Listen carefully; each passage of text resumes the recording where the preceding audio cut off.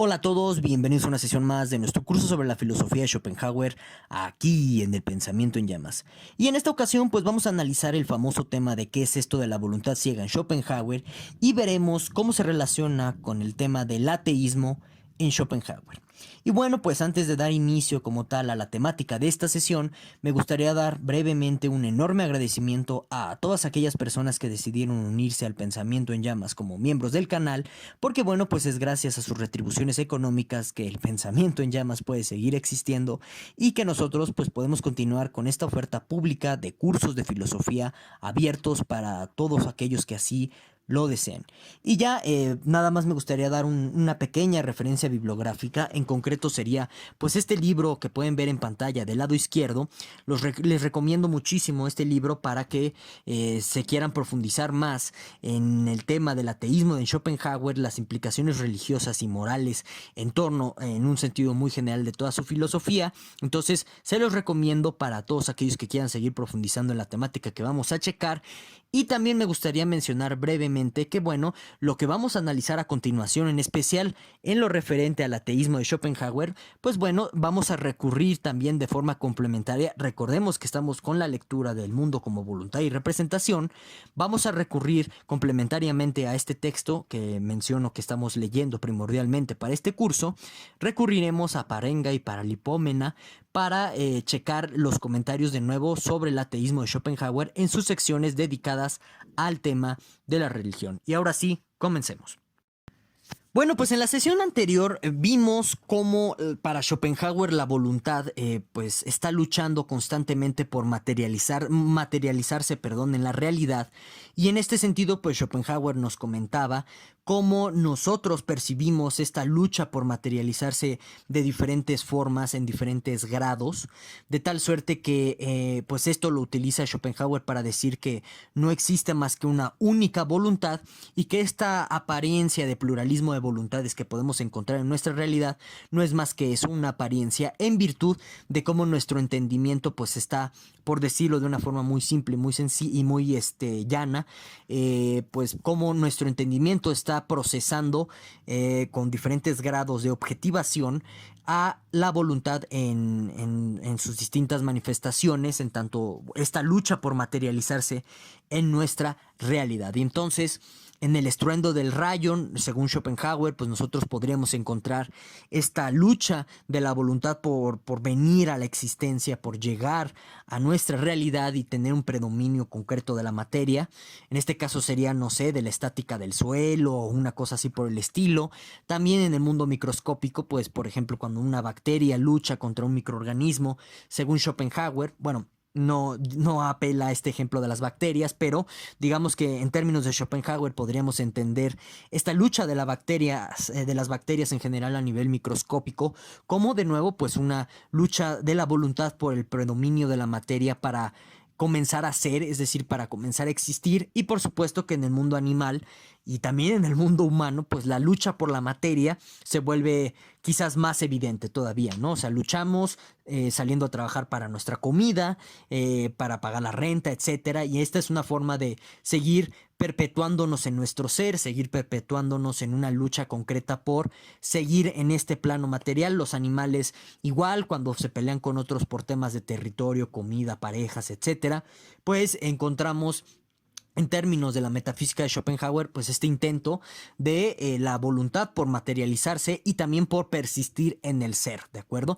Y mencionamos también en la sesión anterior cómo aquí podíamos encontrar una influencia directa del panteísmo de Spinoza y del postulado de spinociano, en donde se dice que el ser persiste en su existencia, dicho de una forma más simple o más llana de entender, pues esto quiere decir que todo lo que ya existe va a luchar con dientes y garras por seguir existiendo, ¿no? Ahora, dado toda esta explicación que pues checamos y analizamos a detalle en la sesión anterior, uno podría preguntarse lo siguiente: ¿por qué la voluntad lucha para materializarse en la realidad? O sea, ¿cuál es el sentido de querer aparecer y de querer mantener su ser en nuestro mundo? Y estas preguntas, esto es algo importante que hay que tenerlo en consideración para lo que estamos analizando aquí, pues son de sentido común en muchos sentidos, apelan a lo que pues, Schopenhauer llamaría una de las cuádruples razones del principio de razón suficiente, y en este sentido, pues es natural que nuestro entendimiento se pregunte por el fin que está persiguiendo la voluntad y también por su origen. Y en este sentido, pues sería bastante sencillo dar una respuesta teísta, ¿verdad? Es decir, que la voluntad, esto lo estudiamos y lo mencionamos en otras sesiones, que la voluntad no es un ente, es decir, no es una cosa en la realidad, sino que la voluntad es acto puro, que está en constante flujo, constante dinamismo. Y en este sentido, como es un acto, pues alguien podría pensar que la voluntad es un acto de una entidad que podríamos llamar Dios, que podríamos llamar en algún sentido, no sé, una entidad sua generis o supa aeternis, una cosa así por el estilo. Y en este sentido, pues encontraríamos una respuesta a por qué la voluntad está luchando por materializarse, ¿verdad? Y es interesante, como lo vamos a checar a continuación, observar cómo para Schopenhauer, a pesar de que esto nos pueda decir nuestro entendimiento, pues estaríamos completamente errados y equivocados.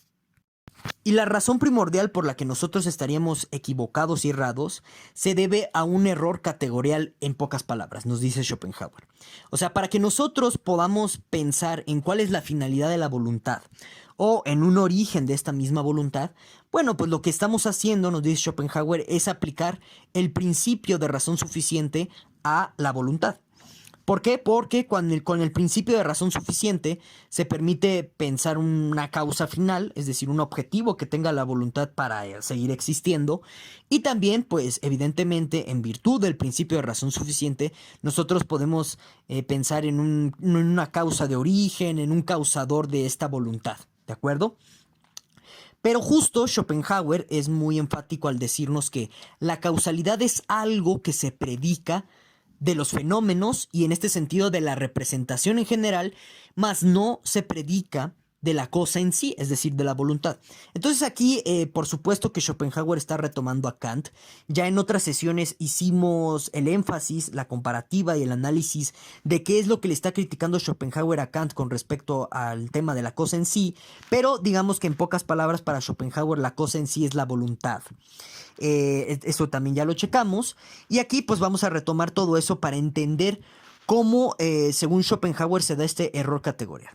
Bueno, también les recuerdo brevemente que aquí en el Pensamiento en Llamas tenemos todo un curso sobre la filosofía kantiana, en donde explicamos pues qué es esto de las categorías trascendentales, qué es esto de la cosa en sí y demás, por lo que pues yo te recomiendo ese curso por si no tienes ni idea de lo que estamos hablando aquí y en su defecto si no se entiende lo que vamos a explicar, bueno pues siéntete en la libertad de preguntarlo aquí abajo en la caja de los comentarios, ¿de acuerdo?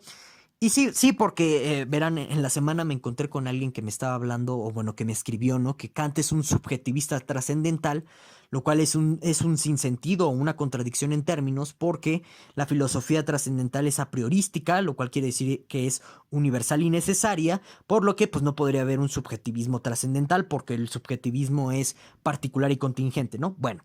En fin, hay mucha gente que está muy confundida con respecto a la filosofía kantiana, no sé por qué. Bueno, sí sé por qué, ese es otro tema, pero por eso mismo lo que vamos a estudiar aquí respecto a por qué para Schopenhauer la causalidad solamente se está predicando de la representación, bueno, nada más se puede predicar para la representación, tiene consecuencias muy profundas, sobre todo para la filosofía medieval. Y para el argumento ontológico de San Anselmo y para las 5 vías tomistas, etcétera, con base en esto que nos está explicando Schopenhauer. Por supuesto que pues hay un montón de insultos, ¿no? Que le hace Schopenhauer a la filosofía medieval.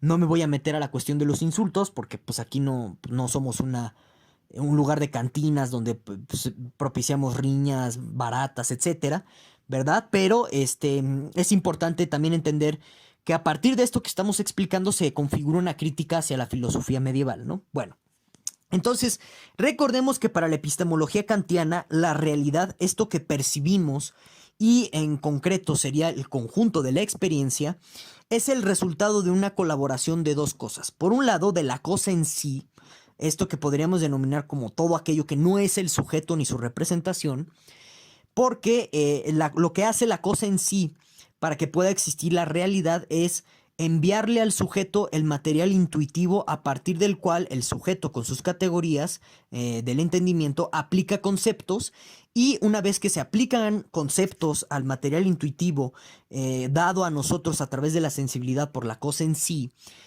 pues ya formamos o conformamos lo que es esto de la realidad que experimentamos, a partir de la cual nos movemos, etcétera. Entonces, esto es la epistemología kantiana en términos muy generales. Aquí les pongo un esquemita muy básico que pues, lo resume en muchos sentidos. Claro que es más complejo, ¿verdad?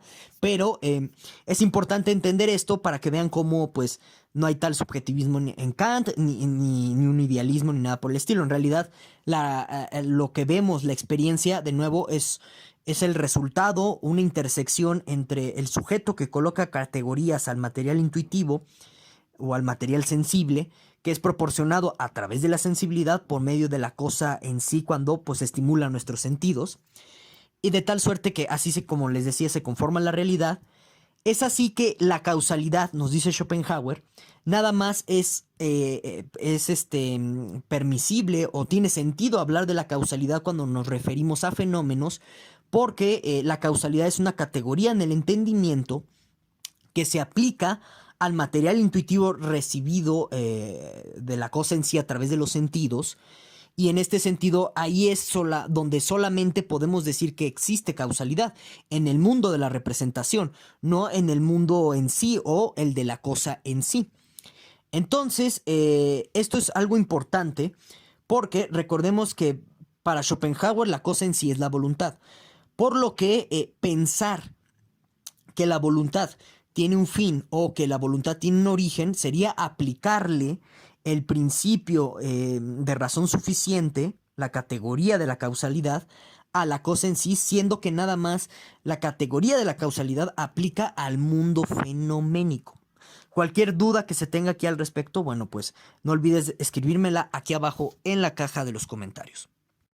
Y bueno, recordemos que para Schopenhauer la esencia del mundo es la voluntad, de tal suerte que si la voluntad no le podemos aplicar el principio de causalidad, y en este sentido, pues la voluntad no podemos decir que tenga una finalidad, ni tampoco podemos decir que tenga un origen.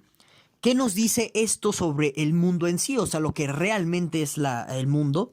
Bueno, en términos de la filosofía de Schopenhauer se seguiría que la existencia del mundo es irracional. ¿Por qué? Porque no podemos aplicarle el principio de razón suficiente al mundo como cosa en sí. Solamente es algo que se aplica en el ámbito fenoménico de la realidad, tal que el decir que la existencia del mundo es racional no quiere decir otra cosa más que nosotros no podemos explicar el por qué la voluntad existe ni para qué existe.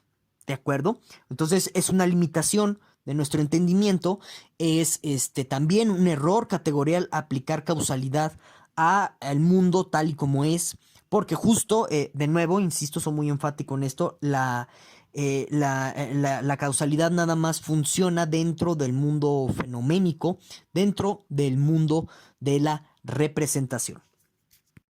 Y por supuesto que a partir de esta cuestión de que la existencia del mundo es irracional, bueno, algunos han pensado, esto si quieren lo podemos comentar después en algún video especial, o yo lo puedo incluir como parte de alguna reflexión para alguna de nuestras sesiones de este curso.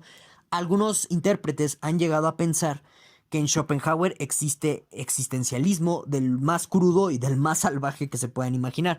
¿Por qué? Porque simplemente el afirmar que la existencia del mundo es irracional, bueno, pues implica que los sufrimientos no tienen sentido, no tienen una explicación racional, al menos en términos de la causalidad. No tiene sentido tampoco las grandes desgracias que suelen suceder en la humanidad, y esta falta de sentido, esta falta de explicación racional, pues orilla al ser humano a vivir en un eterno estado de angustia y de desesperación y de desolación y de alejamiento con respecto pues al sobrevivir y al permanecer vivos en la existencia. Esta reflexión es muy importante y muy interesante, sobre todo para lo que vamos a ver en sesiones posteriores, como en un mes lo vamos a checar, cuando lleguemos a la cuestión del suicidio en Schopenhauer, porque justo la cuestión de la voluntad ciega hace referencia en última instancia a esto de que no existe como tal una explicación de la existencia de la voluntad en la realidad, ni tampoco de su finalidad, ni tampoco de su origen. Y bueno, aquí esto es importante mencionarlo. Muchos se pueden preguntar, bueno, entonces, ¿qué hace la filosofía en sí? Sí, dentro de, no sé, cierto esquema explicativo filosófico, pues se ha pretendido en muchas ocasiones tratar de explicar el origen de la esencia del mundo y su finalidad, sobre todo por la teología cristiana. Y aquí la respuesta que da Schopenhauer es que la filosofía no se encarga de explicar ni de dónde viene el mundo ni hacia dónde va el mundo, sino que el objetivo de la filosofía es explicar qué es el mundo, ¿no? Decir qué es su esencia y ya a partir pues, de ello pues sacar las consecuencias que se sigan. Por lo que para Schopenhauer es ajeno a la filosofía tratar de explicar el origen de la realidad. Esto es algo muy importante y muy interesante que hay que tomar en consideración.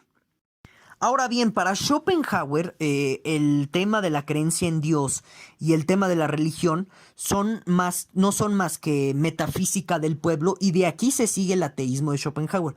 Vamos a explicarlo por partes. Claramente en Schopenhauer el término metafísica del pueblo que aparece en Parenga tiene una connotación peyorativa, muy despectiva, pero también tiene una connotación antropológica muy interesante. Entonces yo me voy a concentrar en la antropológica, no en la peyorativa, porque de nuevo pues no me gusta hacer peleas de pueblo, ni de cantina barata, ni este tipo de cosas.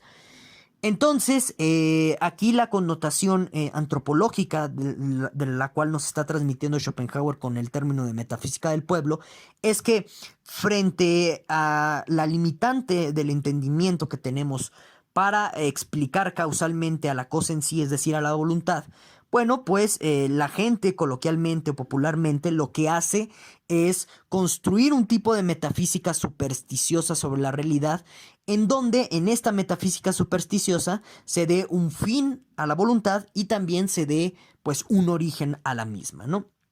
Entonces, para Schopenhauer, cosas como los gatos negros, cosas como los santos, cosas como Dios, la idea de Dios en general, representan el intento para tratar, el intento del hombre común, del hombre de pueblo, etcétera, por salir del gran vacío, el gran terror de la existencia, que representa justo la incapacidad de aplicar el principio de razón suficiente a la cosa en sí, a la voluntad, y en este sentido tener pues una explicación satisfactoria del origen y del fin de la voluntad.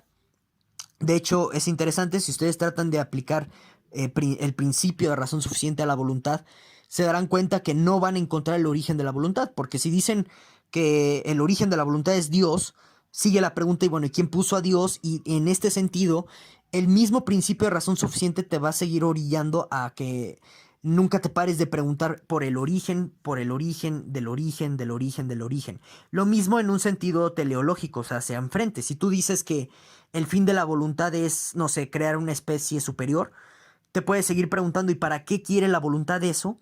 Y así cada vez que llegas a un fin, te puedes seguir preguntando cuál es el fin de ese fin, de ese fin, de ese fin, de ese fin, y no terminas. Entonces, justo Schopenhauer lo que nos dice es que para tratar de caer en esos vacíos, tanto de angustia, porque es insuficiente el principio de razón suficiente para aplicar una explicación de origen a la voluntad o una explicación teleológica, pues el ser humano cae en supersticiones. Y, por ejemplo, esta sí es una opinión peyorativa que tiene Schopenhauer. Lo que hizo en términos del propio Schopenhauer la iglesia y los filósofos medievales fue llevar a concepto la metafísica popular. Entonces, la Suma Teológica para Schopenhauer, por ejemplo, el Proflogion de San Anselmo y demás, son conceptualizaciones de la metafísica popular, de las supersticiones populares, y en este sentido son metafísicas que no penetran con la esencia del mundo, que es la voluntad ciega, que es la voluntad que siempre está queriendo manifestarse, sin que nosotros podamos entender por qué, ni para qué, ni de dónde viene, etcétera, ¿no? Y bueno, en pocas palabras, así es como se fundamenta o se sigue el ateísmo de Schopenhauer a partir de la idea de la voluntad ciega, que, como ya les comentaba al principio del video, pues tiene implicaciones fuertes para la filosofía medieval cristiana, tiene implicaciones también fuertes para todo tipo de argumentos cosmogónicos, ontológicos sobre la existencia de Dios, porque primero que nada está esta observación de Schopenhauer del error categorial sobre a qué le estamos aplicando en concreto el principio de razón suficiente, si podemos aplicárselo a la cosa en sí o si es una cosa restringida nada más para los fenómenos, en tanto que en la representación es donde se pone ese concepto y así es como se sigue pues que la voluntad no pueda ser explicada causalmente en términos de Schopenhauer y de esta manera se sigue su ateísmo y esta perspectiva de la metafísica del pueblo, ¿no? Bueno, entonces, pues esto sería todo por la sesión de esta semana. Espero que les haya gustado. Cualquier cosa, pues ya saben, déjenmela aquí abajo en la caja de los comentarios. Nos vemos. Hasta la próxima.